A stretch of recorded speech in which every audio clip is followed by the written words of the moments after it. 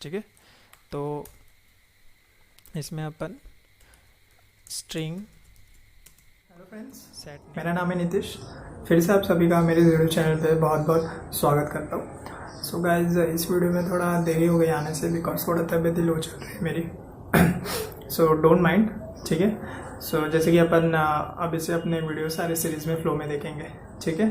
तो जैसे कि पिछले वीडियो में अपन ने देखा था लोकल वेरिएबल इन जावा, तो आज का वीडियो अपना इंस्टेंस वेरिएबल इन जावा के ऊपर है। तो और नेक्स्ट वीडियो अपना स्टैटिक के ऊपर होगा, ठीक है। तो चलिए without wasting any more time आज का वीडियो अपना स्टार्ट करते हैं इंस्टेंस वेरिएबल के बारे में। सो गाइज, इंस्टेंस वेरिएबल क्या बोला है कि it is declared in a class but outside of method, function and constructor.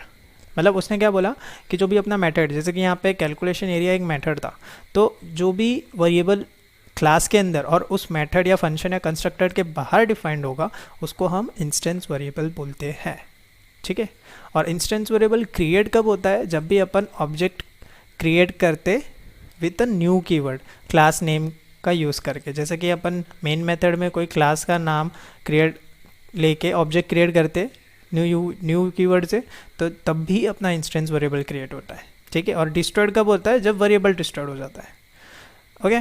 और instance variable access directly by calling the variable name inside the class, ठीक है। तो जो भी इनसाइड द क्लास में जो भी वेरिएबल होता है ना, वो डायरेक्टली एक्सेस कर पाता है direct calling the variable name.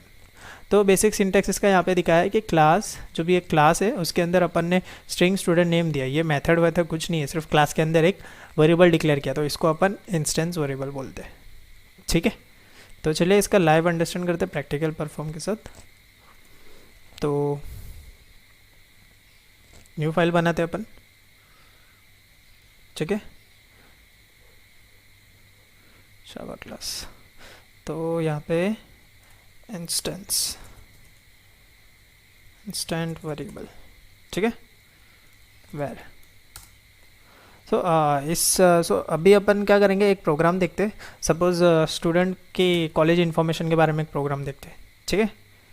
तो सब एक क्लास है पब्लिक स्ट्रिंग नेम, ठीक है, student name, public string student name, ठीक है। फिर स्टूडेंट नेम क्या है वो अपन देखते हैं। फिर पब्लिक स्टूडेंट नेम हो गया, और पब्लिक स्ट्रिंग स्टूडेंट सब्जेक्ट। अब एक प्राइवेट होगा जो यूनिक होगा स्टूडेंट का, जैसे कि पब्लिक इंट आईडी, ठीक है, आईडी एक यूनिट होगा। तो यहाँ पे अपन ये देखो, तो इसका जो स्कोप होगा ना, ठीक है, वो सारे एनी चाइल्ड क्लास को एक्सेस होगा। पब्लिक का जो भी स्कोप होगा इस वेरिएबल का, ये तीनों एक इंस्टेंस वेरिएबल है। और ये जो प्राइवेट होगा ना, वो इस क्लास के अंदर तक ही इसका स्कोप रहेगा, बाकी ये दो का आउटसाइड द क्लास भी स्कोप रहने वाला है, ठीक है। तो अभी एक कंस्ट्रक्टर बनाते हैं। जैसे अभी अपने को नाम तो देना पड़ेगा, तो कंस्ट्रक्टर कैसा, सेम क्लास नेम यूज़ होगा, इंस्टेंस वेरिएबल, ठीक है। तो इसमें अपन string set name and string set subject, ठीक है। सो देखते नेक्स्ट। तो यहाँ पे स्टूडेंट नेम को अपन सेट नेम दे देंगे, और सेट और स्टूडेंट सब्जेक्ट को अपन सेट सब दे देंगे, ठीक है। तो ये अपना कंस्ट्रक्टर यहाँ पे हो गया। अब अपने को एक प्राइवेट का भी बनाना पड़ेगा, ठीक है। तो void सेट आईडी, जिसमें अपन इंट सेट आईडी देंगे, ठीक है। तो आईडी को अपन आईडी सेट करते हैं, ठीक है, ये एज अ पास कर दिया अपन ने।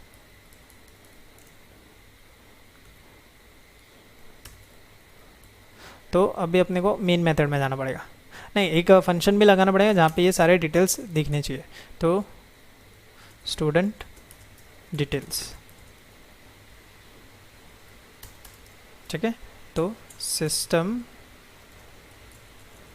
Dot out dot print LN, जहाँ पे अपने को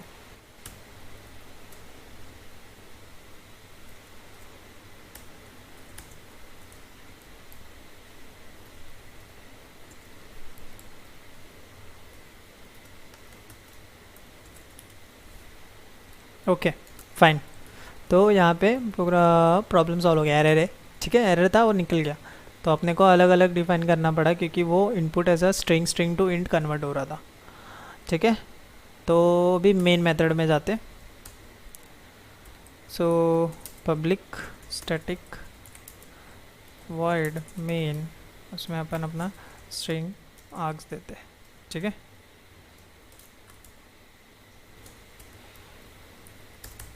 तो अपन क्या करेंगे अभी, यहाँ पे क्या होता है, इंस्टेंस वेरिएबल को अपने को ऑब्जेक्ट क्रिएट करना नहीं पड़ता। जैसे अपन ने क्लास का नाम यूज़ किया वैसे ही ऑब्जेक्ट इनिशियलाइज हो जाता है इंस्टेंस वेरिएबल, जैसे कि अपने बोला था कि इंस्टेंस वेरिएबल इनिशियलाइज जैसे कि अपन उसका ऑब्जेक्ट क्रिएट करते। तो देखते, तो यहाँ पे क्या बोला है, क्लास नेम क्या है अपना, इंस्टेंस वेयर, ठीक है। So with the help of this we will create an object obj1 equal to new class name, और यहाँ पे अपन पैरामीटर पास करेंगे। नाम अपन दे देंगे चलो नितेश, एंड सब्जेक्ट अपन दे देंगे कंप्यूटर, ठीक है। और यहाँ पे एक अपन को आईडी भी देना पड़ेगा उसका, ठीक है। तो obj dot set id equal to 1, ठीक है। अब डिस्प्ले भी करना पड़ेगा जो भी इंफॉर्मेशन है, ठीक है। सो obj1 डॉट स्टूडेंट डिटेल्स। अब इसको रन करके देखते, तो ये अपना कोड था, ठीक है। तो अब इसको रन करके देखते क्या आता आउटपुट। सो गाइस देखो, नीतीश कंप्यूटर साइंस 1, तो यहाँ पे ये दोनों अपना इंस्टेंस वेरिएबल है, इसका स्कोप सिर्फ सारे क्लास में होगा, इसके आउटसाइड के भी क्लास में होगा, और ये जो अपना प्राइवेट है इसको अपन कोई भी दूसरे क्लास में यूज़ नहीं कर सकते, इसका स्कोप सिर्फ इस क्लास तक ही होने वाला है। यहाँ पे अपन ने कंस्ट्रक्टर यूज़ किया है, ठीक है, इंस्टेंस वेरिएबल को एज अ पैरामीटर पास करके वैल्यू असाइन किया है, यहाँ पे भी सेम किया है और इधर भी सेम किया है। और यहाँ पे अपन ने एक डिस्प्ले मैसेज यूज़ किया है ताकि सारे असाइंड वैल्यूज़ अपने को दिख सके। और यहाँ पे अपन ने क्या किया है, इंस्टेंस वेरिएबल क्रिएट हुआ है डायरेक्टली ऑब्जेक्ट क्रिएट करने पे, यहाँ से पैरामीटर पास किया है अपन ने, और यही था। तो ये अपना इंस्टेंस वेरिएबल का प्रोग्राम है, और यहाँ से जैसे कि अपने रन किया है अपने को यहाँ पे उसका आउटपुट शो हो गया। तो चलिए देखते हैं कुछ इंपॉर्टेंट पॉइंट्स इंस्टेंस वेरिएबल के बारे में। So access modifier can be used while declaring instance variable. तो जैसे कि यहाँ पे बोला ही है, ये अपना पब्लिक हुआ, प्राइवेट हुआ, ये अपने एक्सेस मॉडिफायर है, तो ये यूज़ हो सकता इंस्टेंस वेरिएबल के time. And in Java instance variable can be declared in a class before after the use. तो यहाँ पे जैसे कि अपन ने क्या किया है, क्लास में यूज़ नहीं किया है, पहले तो अपन ने सिर्फ डिक्लेयर ही किया है, यूज़ तो अपन ने बाद में किया है। तो यहाँ पे यही बोला है कि it can be used after और before the use of it instance variable, ठीक है। सो और फिर क्या बोला, एक default values are given to instance variable in Java. तो यहाँ पे डिफ़ॉल्ट वैल्यू दिया है, और जैसे कि अपन ने लोकल में देखा था वहाँ पे कोई भी डिफ़ॉल्ट वैल्यू असाइन नहीं किया। यहाँ पे है नंबर को अपन 0 एज अ डिफ़ॉल्ट वैल्यू यहाँ पे पहले से ही इनिशियलाइज होके आता है, बुलियन वैल्यूज़ में फॉल्स आता है और ऑब्जेक्ट डिफरेंस में नल आता है, ठीक है। So guys this is the end of this video. I hope सभी को समझा होगा instance variable in Java live demonstration के साथ, ठीक है। सो ऐसे ही मेरी वीडियोस को देखते रहे ताकि मैं हर एक कंसेप्ट क्लियर कर सकूँ। सो अभी तक आपने मेरे चैनल पे सब्सक्राइब नहीं किया है या चैनल पे नए हो तो एक सब्सक्राइब दे देना, और वीडियो पसंद आए तो लाइक भी कर देना। सो ऐसे ही मैं अपने वीडियोस लाते रहूँगा ताकि सारे कंसेप्ट क्लियर कर पाऊँ और अपना जावा का सीरीज़ भी खत्म हो जाए, ठीक है। सो तब तक के लिए stay safe, stay happy and thank you for watching my videos. मिलते हैं अपने